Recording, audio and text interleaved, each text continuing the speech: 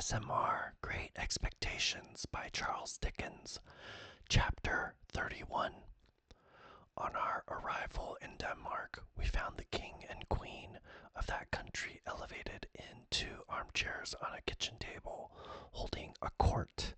The whole of the Danish nobility were in attendance, consisting of a noble boy in the wash leather boots of a gigantic ancestor, a venerable peer with a dirty face, who seemed to have risen from the people late in life, and the Danish chivalry with a comb in its hair and a pair of white silk legs, and presenting on the whole a feminine appearance. My gifted townsman stood gloomily apart with folded arms, and I could have wished that his curls and forehead had been more probable. Several curious little circumstances transpired as the action proceeded. The late king of the country not only appeared to have been troubled with a cough at the time of his decease, but to have taken it with him to the tomb, and to have brought it back. The royal phantom also carried a ghostly manuscript round its truncheon, to which it had the appearance of occasionally referring, and that too with an air of anxiety and a tendency to lose the place of reverence, which were suggestive of a state of mortality. It was this, I conceive, which led to the shades being advised by the gallery to turn over, a recommendation which it took extremely ill. It was likewise to be noted of this majestic spirit, that whereas it always appeared with an air of having been out a long time and walked an immense distance, it perceptibly came from a closely contiguous wall. This occasioned its terrors to be received derisively. The Queen of Denmark, a very buxom lady, though no doubt historically brazen, was considered by the public to have too much brass about her, her chin being attached to her diadem by a broad band of that metal, as if she had a gorgeous toothache, her waist being encircled by another, and each of her arms by another, so that she was openly mentioned as the kettle drum. The noble boy in the ancestral boots was inconsistent, representing himself as it were in one breath as an able seaman, a strolling actor, a grave digger, a clergyman, and a person of the utmost importance at a court fencing match, on the authority of whose practiced eyes and nice discrimination the finest strokes were judged. This gradually led to a want of toleration for him, and even on his being detected in holy orders, and declining to perform the funeral service, to the general indignation taking the form of nuts.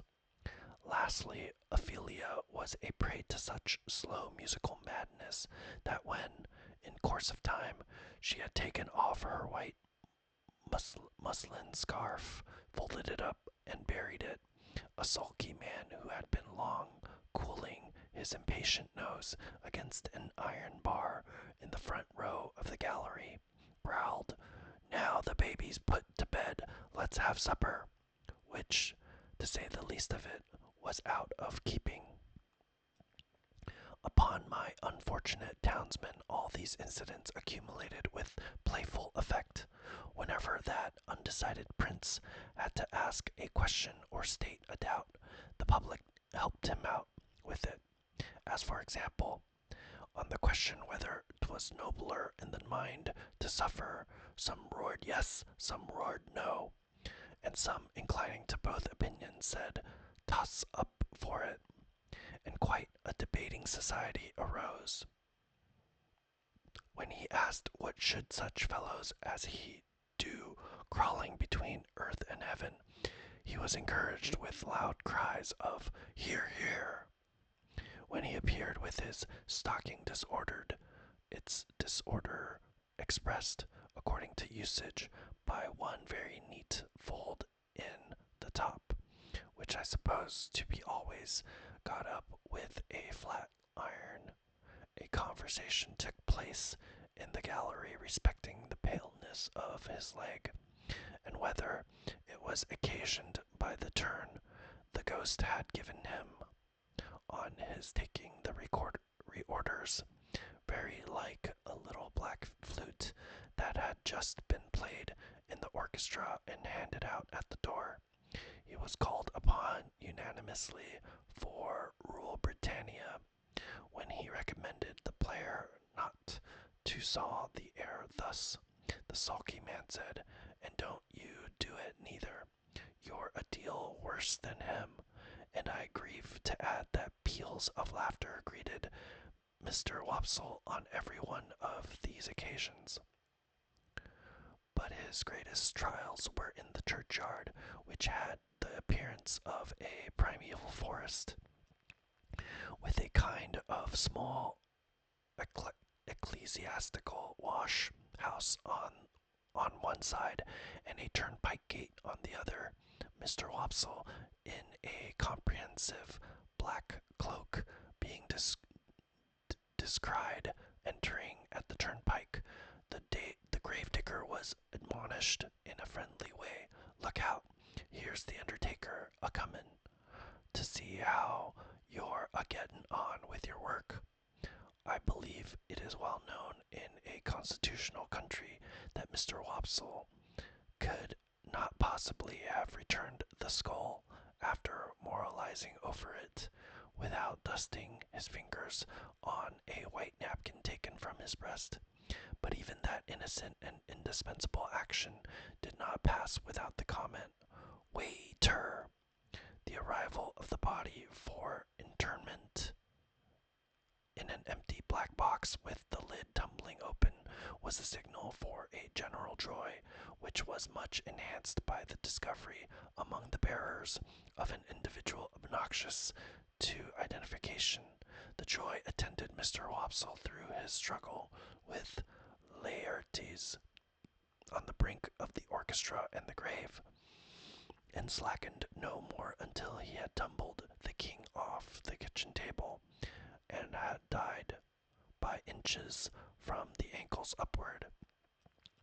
We had made some pale efforts in the beginning to applaud Mr. Wopsle, but they were too hopeless to be persisted in. Therefore we had sat feeling keenly for him, but laughing, nevertheless, from ear to ear. I laughed in spite of myself all the time. The whole thing was so droll, and yet I had a latent impression that there was something decidedly fine in Mr.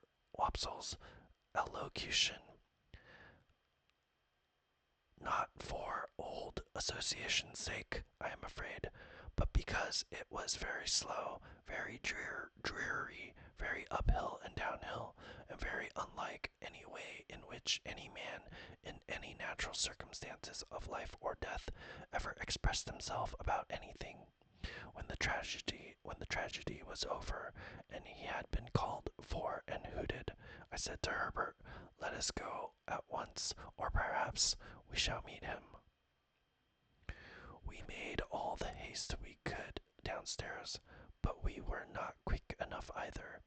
Standing at the door was a Jewish man with an unnatural heavy smear of eyebrow, who caught my eyes as we advanced, and said, when we came up with him, "Mr. Pip and friend." Identity of Mr. Pip and friend confessed.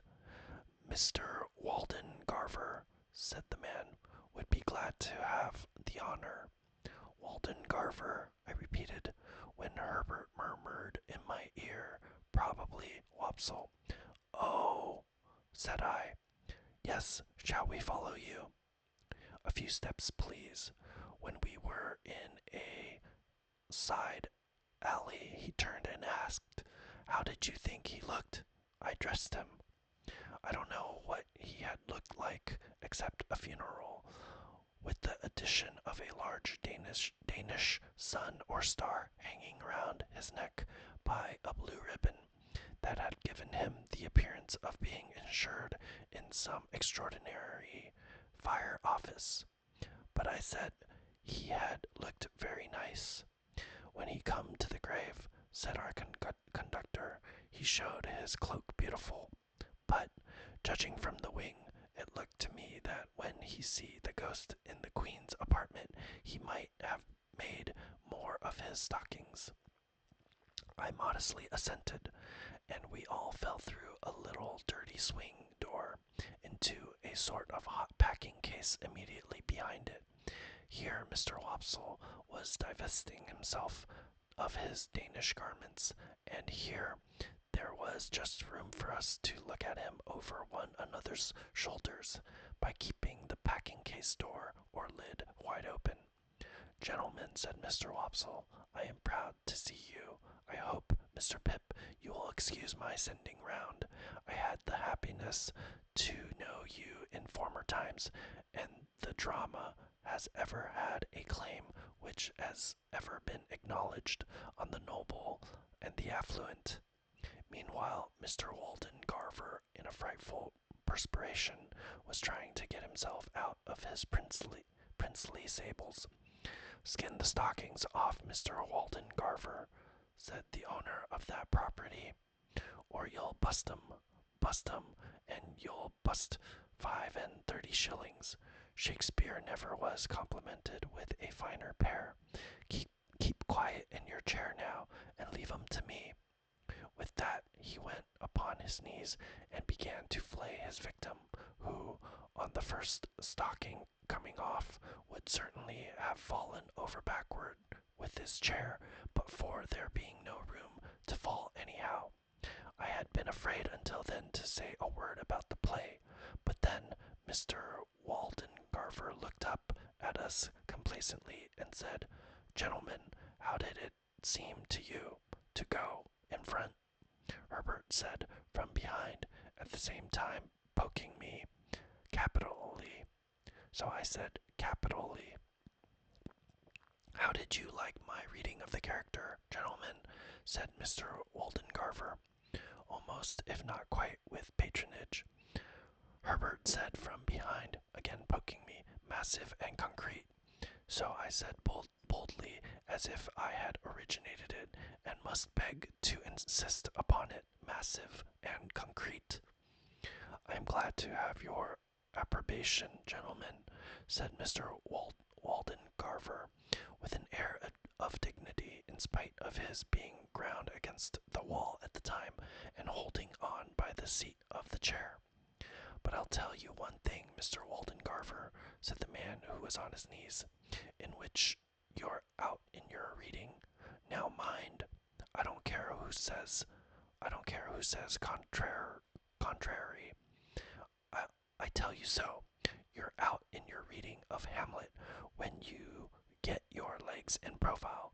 The last Hamlet, as I dressed, made the same mistakes in his reading at rehearsal, till I got him to put a large red wafer on each of his shins. And then at that rehearsal, which was the last, I went in front, sir, to the back of the pit, and wherever his reading brought him into profile, I called out, I don't see no wafers. And at night his reading was lovely. Mr.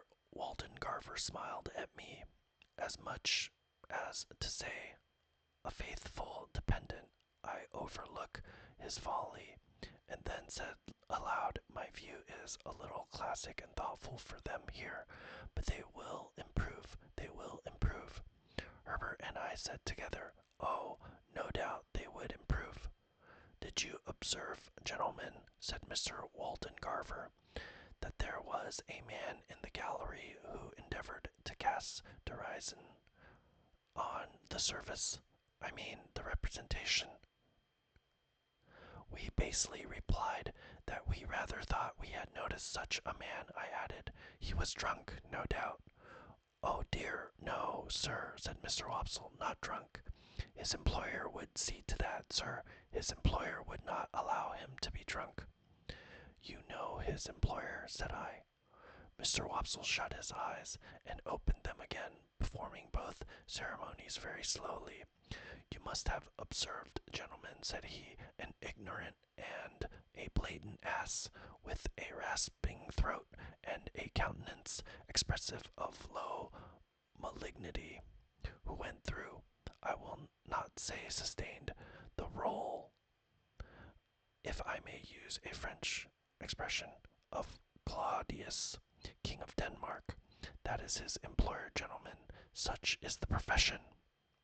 Without distinctly knowing whether I should have been more sorry for Mr. Wopsle if he had been in despair, I was so sorry for him as it was, that I took the opportunity of his turning around to have his braces put on, which jostled us out at the doorway, to ask Herbert what he thought of having him home to supper. Herbert said he thought it would be kind to do so.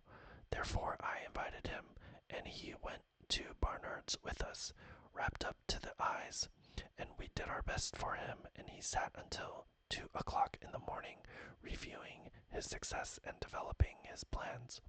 I forget in detail what they were, but I have a general recollection that he was to begin with reviving the drama, and to end with crushing it, inasmuch as his decease would leave it utterly bereft and without a chance or hope. Miserably I went to bed after all, and miserably thought of Estella, and miserably dreamed that my expectations were all cancelled, and that I had to give my hand in marriage to Herbert's Clara, or play Hamlet to Miss Havisham's ghost before 20,000 people, without knowing 20